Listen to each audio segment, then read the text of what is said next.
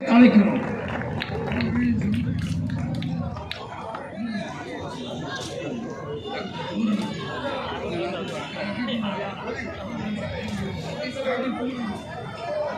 அன்பிற்கிறவர்களே, அண்ணன் டாக்டர் குமரன் அவர்களை மேடைக்கு அன்பாக அழைத்து மகிழ்கிறோம். வாழ்ந்து தன்னுடைய செய்கைகளால் சிந்தனைகளால் இன்னமும் நம்மளிடையே வாழ்ந்து கொண்டிருக்கிற பெருந்தலைவர் காமராஜர், குமரி தந்தை மாசன் நேசமணி, மாப்பா சிவகான கிராமணி ஆகியோரின் பிறந்த நாளை முன்னிட்டு தமிழ்நாடு நாடார் சங்கம் நடத்துகின்ற இந்த முப்பெரும் விழாவிற்கு வருகை தந்திருக்கிற உங்கள் அனைவரையும் வரவேற்பதற்கு பட்டி வீரன்பட்டி சுயமரியாத மண்ணில் பிறந்த திலகபாமாவின் வணக்கங்களோடு என்னுடைய வரவேற்புரையை தொடங்குகின்றேன். இந்த நிகழ்விற்கு இந்த தலைவர்களை இன்றைக்கு மண்ணில் மறந்து விட்டார்கள். அதனால்தான் மாற்று அரசியல் இயக்கங்கள் தொடர்ந்து உருவாகி கொண்டிருக்கின்றன.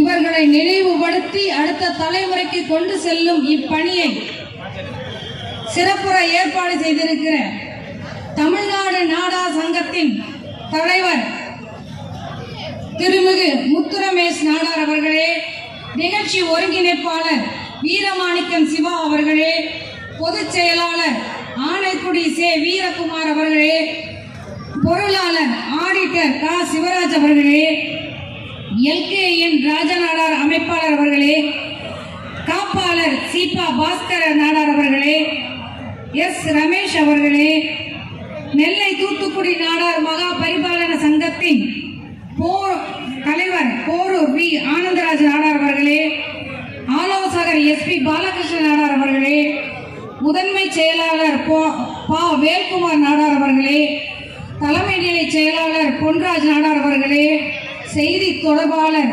ஆனந்தகுமார் அவர்களே, கொள்கை பரப்பு செயலாளர் சுரேஷ் மாறன் அவர்களே, ஒருங்கிணைப்பாளர் தங்க சோபனா அவர்களே, இளைஞரணி தலைவர் திருமிகு பாஸ்கர் அவர்களே, 122வது பிறந்த நாள் குமரி தந்தை மார்சல் நேசமணி நாடார் அவருடைய 130வது பிறந்த நாள்,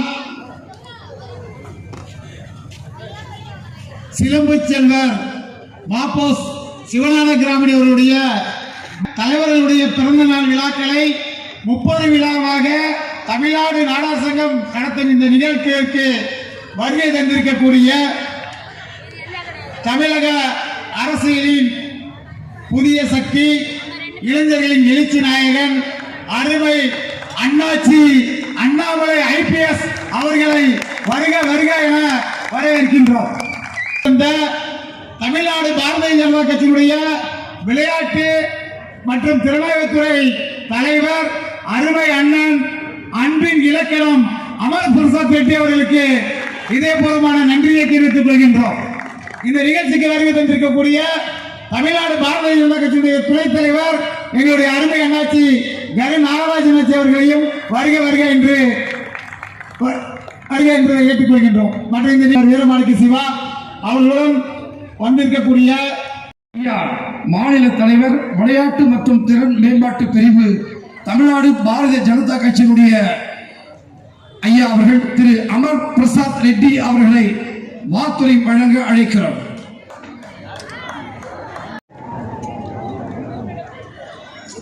கேட்கலையோ? அன்பு தலைவர் திரு அண்ணாமலை அவர்களே, இந்த எஃபெக்ட் இருக்குமல்ல, தமிழ்நாடு நாடார் சங்கத்தினுடைய தலைவர் அன்பு சகோதரர் முத்து ரமேஷ் அவர்களே, எங்கள் மாநில துணைத் தலைவர் அண்ணன் கருணாகரன் அவர்களே, தமிழ்நாடு நாடார் சங்கத்தினுடைய உறுப்பினர்களே, தலைவர்களே, பாரதிய ஜனதா கட்சியின் தலைவர்களே, மண்டல் தலைவர் நிறைய பேர் வந்திருக்காங்க. முதல்ல தமிழ்நாடு நாடார் சங்கத்துக்கும் பிஜேபிக்கும் சம்பந்தம் கிடையாது. லோக்கல் போலீஸ் பார்த்துக்கிட்டே இருக்கிறாங்க. இவங்க வேற எழுதி கொடுத்துட்டு வாங்கிட்டு வந்திருக்காங்க பர்மிஷன். இங்கே எதுவும் நடக்காது, நாங்கள் அரசியல் பேச மாட்டோம், இப்பெல்லாம் போலீஸ் ஸ்டேஷனில் பர்மிஷன் இதெல்லாம் கொடுத்தா தான் நாங்கள் கொடுப்போம் அப்படின்னு சொல்லியிருக்கிறாங்க.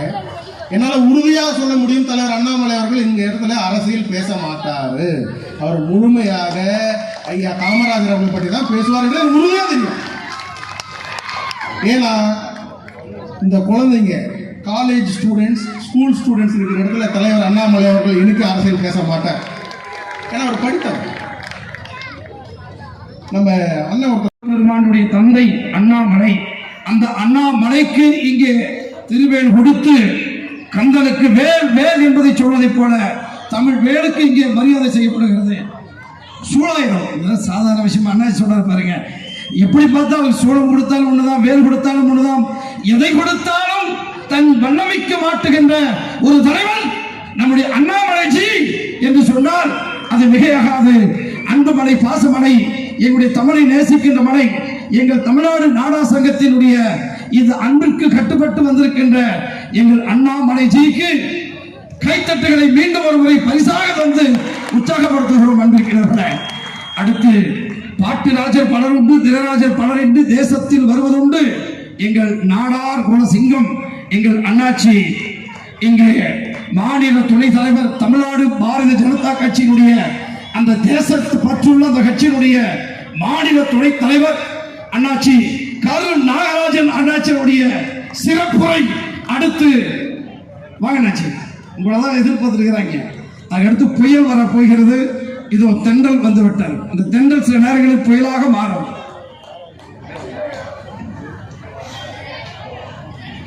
அன்பிற்கினிய அந்த தலைவனுக்கு மகுடம் சூட்டி பொன்னாடை போர்த்தி பெருந்தலைவர் காமராஜர் அவர்களின் பிறந்தநாள் விழா, ஐயா மாப்போசி அவர்களுக்கு விழா, குமரி தந்தை மார்சல் நேசமணி நாடார் அவர்களுக்கு விழா என்று சொல்லி ஒரு முத்தான விழாக்களை எடுத்துக்கொண்டிருக்கிற அன்பு தம்பி முத்து ரமேஷ் உட்பட தமிழ்நாடு நாடார் சங்கத்தின் அனைத்து நிர்வாகிகளுக்கும், இந்த நிகழ்ச்சியை ஏற்பாடு செய்த வீரமாணிக்கம் சிவா அவர்களுக்கும் எனது வாழ்த்துக்களை தெரிவித்துக் கொள்கிறேன். தமிழகம் எதிர்பார்த்து கொண்டிருக்கிற எதிர்கால தலைவர் எங்கள் மரியாதைக்குரிய அண்ணாமலை அவர்களே. இந்த நிகழ்ச்சிக்கு அவர்கள் வருகை தந்த சிறத்திருப்பது இந்த நாடார் சமுதாயத்திற்கே ஒரு சிறப்பு என்று கருதி அவரை வாழ்த்தி வாழ்த்தி வணங்கி அன்போடு வரவேற்கிறேன். எங்கள் தலைவரின் கைகளினால் இங்கே உதவி தொகை அங்கே அளிக்கப்படுகிறது. அந்த குழந்தைகள் வரிசையாக வரவும். எங்கள் தலைவன் வரலாற்று சிறப்புமிக்க தலைவன், தமிழகத்தையும் பாரதத்தையும் நாளைய வரலாற்றை படைக்கக்கூடிய இந்த குழந்தைகளை இன்றைய வரலாற்று தலைவன் மரியாதை செய்கிறார். எங்கள் பாரத தாய் ஈன்றெடுத்த அருந்தவ புதல்வன், பச்சை தமிழன், சிங்கத்தமிழன், எங்கள் நேசத்தமிழன், தமிழர்களை நேசிக்கின்ற தலைவன், இந்திய தேசத்தினுடைய ஒரு ஒப்பற்ற தலைவன் எங்கள் அண்ணன் அண்ணாமலை அவர்கள் இங்கே அந்த குழந்தைகளுக்கு பரிசும் நிதி உதவியும் கொடுத்து அங்கே பரிணமிக்கிறார்.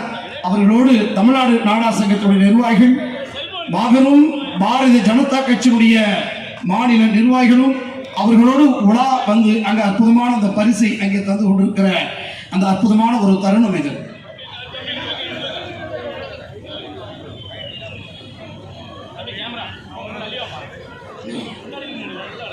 அன்பிற்கினியவர்களே, எல்லோரும் புத்தகை பையை பார்க்கிற பொழுது ஒரு சமயத்தை மட்டும் தான் இறைப்பையை பார்த்தான். அவர்தான் பெருந்தலைவர் காமராசர். அந்த காமராசர் போன்ற அந்த 6 அடி உயரம் கொண்ட எங்கள் ஐயாவை போன்ற ஒரு ஒத்த உருவம், வேட்டி சட்டை, அவருடைய உருவ தோற்றம் அண்ணாச்சி எங்களுடைய கருநாகராஜன் அண்ணன் எங்களுடைய தலைவர் சொன்னதை போல அந்த உருவம் போன ஜென்மத்தில் அவருடைய ஆத்மா அவரிடம் இருந்திருக்கும். அவர்தான் இந்த தமிழ்நாடு நாடார் சங்கத்திற்கு பெருந்தலைவர் ஆசீர்வாதம் செய்து இந்த தலைவனை எங்களிடம் அனுப்பி வைத்திருக்கிறார். அண்ணாமலை என்ற மாபெரும் வரலாற்று சிறப்புமிக்க எரிமலையை இந்த தமிழ்நாடு நாடார் சங்கத்திற்கு அனுப்பி வைத்திருக்கிறார். மேக பிச்சராஜன் உண்மைதானே? முத்தமிழை அடித்துத்தும் கிளி என்ற பேச்சிலும் மூச்சிலும் தள்ளி நிலை முத்தின புத்தை நான் உன்னை செய்யும் மொழி என்ப பூந்தமிழை கொஞ்சம் தேனை தளி வட்டச்சீலம் உன்னை தொட்டு தொடர்வன் 8 தொகை முனை ஒட்டி உழவேன் வந்த மொழிகளில் முந்தி பிறந்தவள் எங்கள் தங்க தமிழனை தமிழ்நாடு நாடா சங்கம் பாராட்டி மகிழ்கிறது.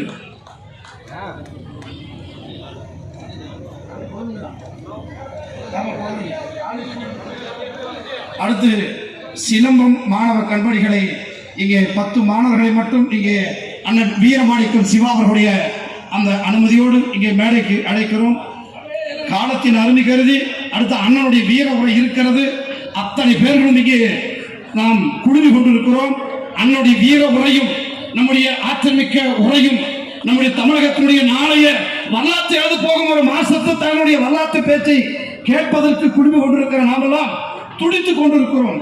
இப்பொழுது பேசுவார் என்று இந்த பேச்சினிடையில் இந்த நிகழ்வில் பெருந்தலைவர் காமராசருடைய விருதினை 12 பேர்களுக்கு வழங்குவதிலே மற்றற்ற மகிழ்ச்சி அடைகிறது தமிழ்நாடு நாடா சங்கம். ஆடிட்டர் கா சிவராஜ், ஜான்சன் சுப்பிரமணியன், அண்ணன் கே சரவணன், ஆசிரியர் Sureshkumaran, S Lingaraja, N V Senthilkumar, doctor M Kumaran, M Jaishankar, K R Jawahar, Armstrong, தா ஜெயச்சந்திரன், என் மிதுன் சக்கரவர்த்தி, என் ராமச்சந்திரன், வழக்கறிஞர் இவர்களை நாங்கள் அண்ணனிடம் விருதுகளை பெற அன்புடன் அழைக்கிறோம்.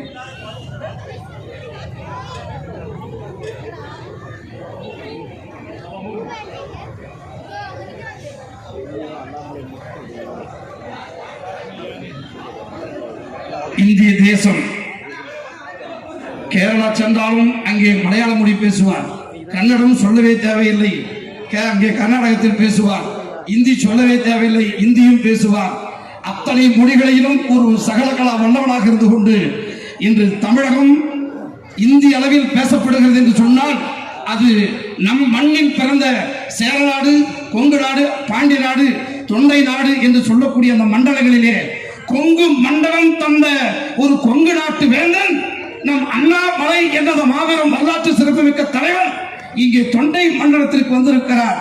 சேரர்கள், சோழர்கள், பாண்டியர்கள் ஆட்சி காலகட்டத்தில் மிகப்பெரிய ஒரு மாற்றத்தை நாடா சமுதாயம் ஏற்படுத்தியது.